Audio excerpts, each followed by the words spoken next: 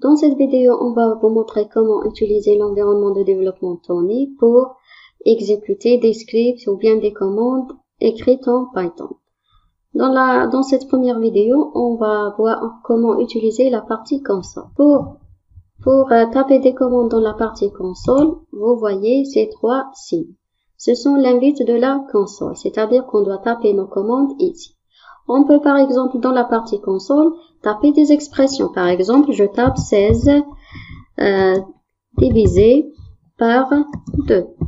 Donc 16 divisé par 2, ça nous donne la division entière. Donc le résultat c'est 8. Si on écrit par exemple 16 sur 2, 16 sur 2, donc ça nous donne 8,0. C'est la division réelle. Pour par exemple afficher le reste de la division d'un chiffre par un autre ou bien d'un nombre par un autre, j'écris par exemple 17, le signe pourcentage 3. Donc le reste de la division de 17 par 3 c'est le 2. On peut par exemple écrire une expression un peu longue, 12 fois 3 plus 7 fois entre deux parenthèses 3 fois, ça veut dire 3 à la puissance 3, divisé par 9. Et j'appuie sur Enter. Donc voilà, la valeur de cette expression c'est 57. On peut également utiliser l'instruction d'affectation. Qu'est-ce que l'instruction d'affectation? Ou bien ta'limat al-isnad. L'instruction d'affectation, ça veut dire qu'on va affecter ou bien qu'on va assigner une valeur à une variable. Pour cela, on doit écrire une variable, le nom du variable A. J'écris le signe égal, mais je dis reçoit. Donc notez bien, je dis A reçoit une valeur, par exemple 12. Je peux également utiliser une autre variable, par exemple, j'écris B reçoit 6,2. On a déclaré ou bien on a utilisé deux variables. La variable A, on lui a assigné la valeur 12. La variable B, on lui a assigné 6,2. Maintenant, pour afficher la valeur d'une variable, il suffit d'écrire le nom de la variable. Par exemple, si j'écris A, entrée, comme vous voyez, l'instruction nous a affiché la valeur 12, qui est la valeur de la variable A. Maintenant, pour afficher le type d'une variable, j'écris la commande type, entre deux parenthèses le nom de la variable, par exemple A. J'appuie sur Enter. Le type de la variable A, c'est int. Le type dans le Python est généré automatiquement. Puisqu'on a assigné la valeur 12 à la variable A, le type de A, c'est le type int. Pour la variable B, j'écris toujours type B. Puisque B, on lui a assigné la valeur 6.2, normalement le B, elle est de type float. D'accord. Une deuxième méthode pour afficher les variables, c'est qu'on peut aller à affichage et je sélectionne variable. Dans la partie ou bien dans l'onglet variables, on voit les variables qu'on a déjà déclarées. On a la variable A qui a la valeur 12, la variable B qui a la valeur 6,2. Maintenant, on va changer le type de la variable B, puisque le Python supporte le type dynamique, c'est-à-dire qu'une variable peut changer de type en cours d'exécution. Par exemple, je veux changer le type de la variable B du type float au type booléen. Pour cela, j'écris B reçoit true. Entre. Donc là, on a le problème où il est. Attention, notez bien que la valeur true en Python, ça doit s'écrire avec un T majuscule. Une variable de type booléen peut prendre deux valeurs, soit true, soit false. True, on écrit le T avec un majuscule. Le false, également, je dois écrire le F en majuscule et j'appuie sur Enter. Voilà, le B maintenant a pris la valeur true. Je déclare par exemple une troisième variable C, reçoit. Le C, je veux la déclarer de type str.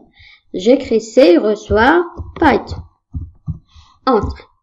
Toujours des erreurs. Pourquoi maintenant? Notez bien pour le type str que la valeur doit être mise entre deux apostrophes. Je dois écrire tout d'abord l'apostrophe, la valeur, puis je termine avec l'apostrophe et je valide. Comme vous voyez, le A a la valeur 12, c'est le type int. Le B a la valeur true, c'est le type booléen. Le C a la valeur Python entre deux apostrophes, c'est-à-dire que le C est de type str. Pour maintenant vider la console ou bien effacer la console, je peux aller à Édition, vider la console. Ou bien je clique directement sur le raccourci CTRL-R. On a supprimé ou bien on a effacé la console. Une autre méthode pour écrire l'instruction d'affectation, j'écris par exemple X reçoit Y reçoit Z reçoit 15. Cette instruction d'affectation, c'est une affectation multiple. Qu'est-ce que ça veut dire? Si j'appuie sur Entrée, comme vous voyez dans la partie des variables, la variable X a pris la valeur 15, le Y 15, le Z 15. C'est-à-dire, au lieu d'écrire trois instructions d'affectation X reçoit 15, Y reçoit 15, puis Z reçoit 15, j'écris directement X reçoit Y reçoit Z reçoit X. Ça veut dire que le Z va prendre la valeur 15. Ensuite, le Y va prendre la valeur de Z et puis le X va prendre la valeur de Y qui est le 15. Une deuxième affectation en parallèle aussi, j'écris par exemple J, K, reçoit, attention, donc là c'est J, K, reçoit, le type str, par exemple T, false. Qu'est-ce que ça veut dire dans cette affectation? Que la première variable qui est le J va prendre la première valeur qui est T. La deuxième variable K va prendre la deuxième valeur qui est false. Voilà, le K a reçu false, le J a reçu T. Maintenant, si on veut par exemple vider ou bien supprimer des variables de la mémoire, il suffit d'écrire la commande del, le nom de la variable, par exemple K. Voilà. Si je veux effacer plusieurs variables, j'écris del x, y par exemple, z. Voilà, on a supprimé les trois variables. Maintenant, si on veut effacer toutes les variables, j'écris globals, deux parenthèses, point, clear, deux parenthèses, entre. Là, la mémoire a été vidée. La deuxième instruction qu'on va exécuter ou bien qu'on va voir dans la partie console, c'est l'instruction d'affichage qui est le print. Comment écrire print? J'écris print, j'ouvre la parenthèse, print, j'ouvre la parenthèse et j'écris ce que je veux entre les deux parenthèses. Par exemple, j'écris 14 plus 6. Comme vous voyez, l'instruction print a évalué ou bien a calculé l'expression 14 plus 6 et a affiché le résultat qui est 20. Je peux également écrire print, j'ouvre la parenthèse, apostrophe, message. Entre. Le rôle de l'instruction print, c'est quoi? C'est d'afficher. Puisque j'ai utilisé les deux apostrophes, pour cette instruction, ou bien dans ce cas, tout ce qui est entre les deux apostrophes va être affiché tel qu'il est. Je peux par exemple écrire print entre deux parenthèses, entre deux apostrophes, A, qui est, tout d'abord, je dois déclarer la variable A reçoit 5. B reçoit false, par exemple, avec un F majuscule. C, par exemple, reçoit salut. Entre. Dans notre programme, on a trois variables. Par exemple, si je veux afficher la valeur de la variable A, qu'est-ce que je dois écrire? Donc, j'écris print entre deux parenthèses A. Voilà, entre.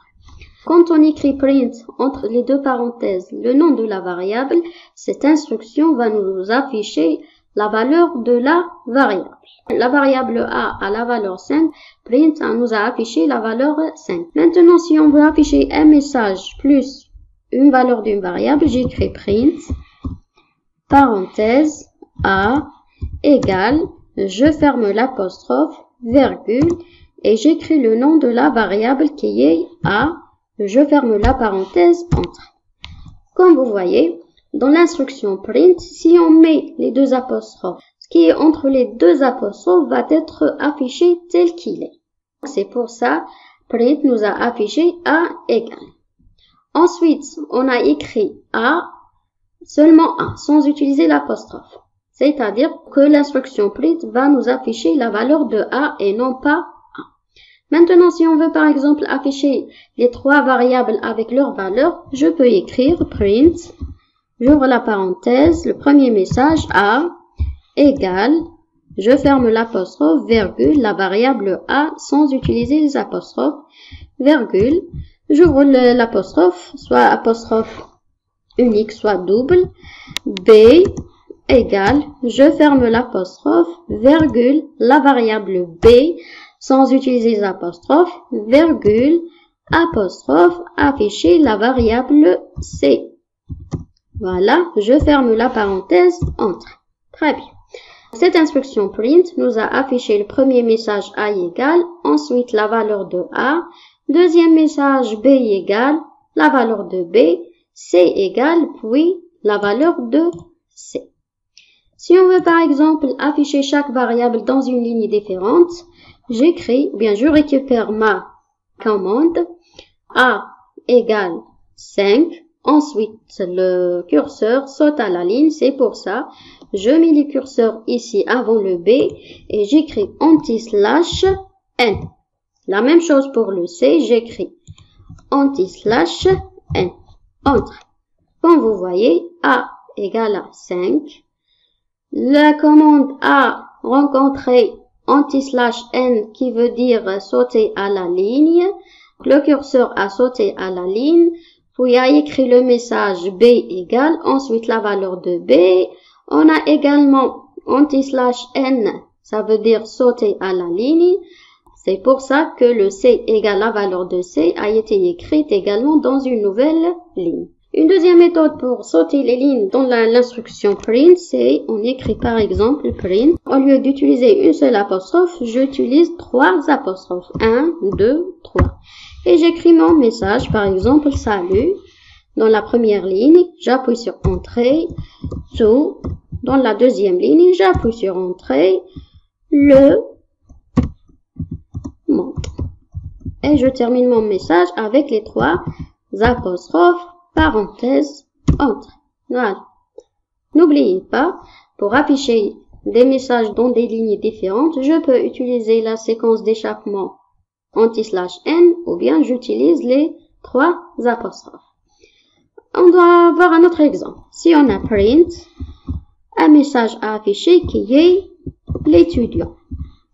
C'est-à-dire qu'on a une apostrophe à l'intérieur d'un message. Si j'appuie sur entrée, on voit bien qu'il y a une erreur. Pourquoi? Puisqu'on a l'apostrophe ici. Ensuite, cette apostrophe, ça veut dire que le message à afficher, c'est le L unique. Étudiant n'est pas considéré comme faisant partie du message.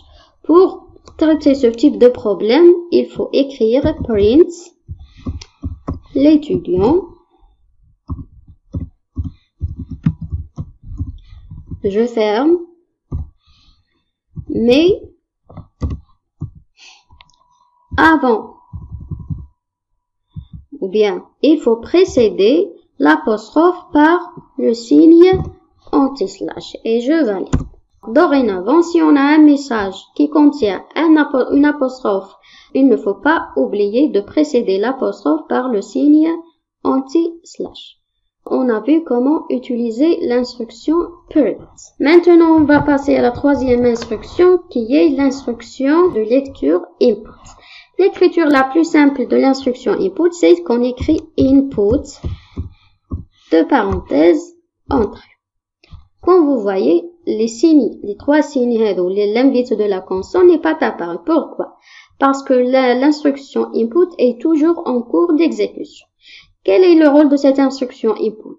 L'instruction input nous demande d'entrer une valeur à partir du clavier. J'entre par exemple la valeur 25 et je valide. Normalement, quand on écrit ou bien quand on tape ou bien quand on entre une valeur, cette valeur va être enregistrée dans la mémoire, c'est-à-dire va être enregistrée dans une variable. C'est pour ça, on doit premièrement déclarer une variable, par exemple V reçoit input.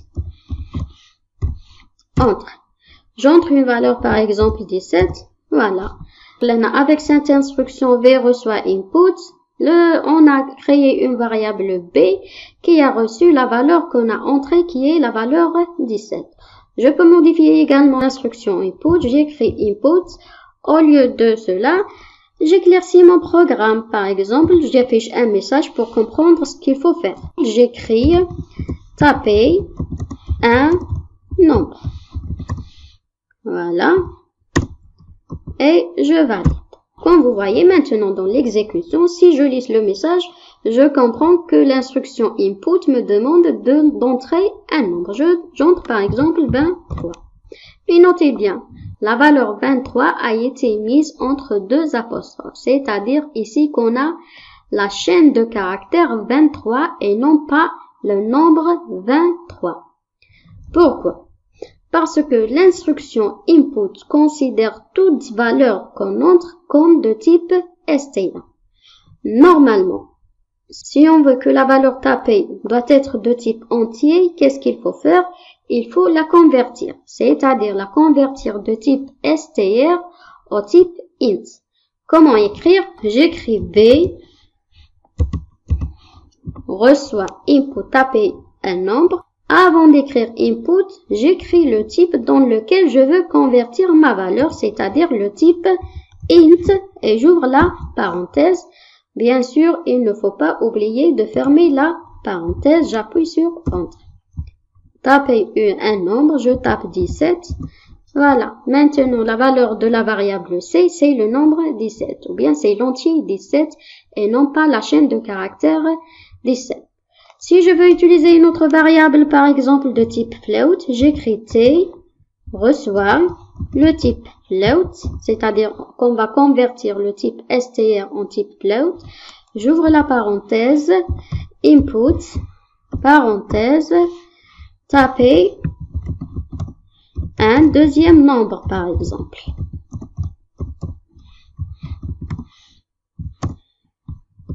Et je ferme les deux parenthèses entre. Par exemple, reçoit 4,2. On peut également faire des instructions d'addition ou bien de multiplication, c'est-à-dire des instructions arithmétiques ou bien des instructions logiques.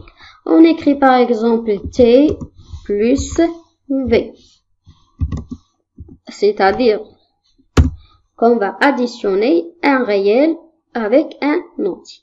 17 plus 4,2, ça nous donne 21,2. Si on a par exemple la variable c de type str, je peux écrire c fois 2 ou bien fois 3. Qu'est-ce que ça veut dire c fois 3?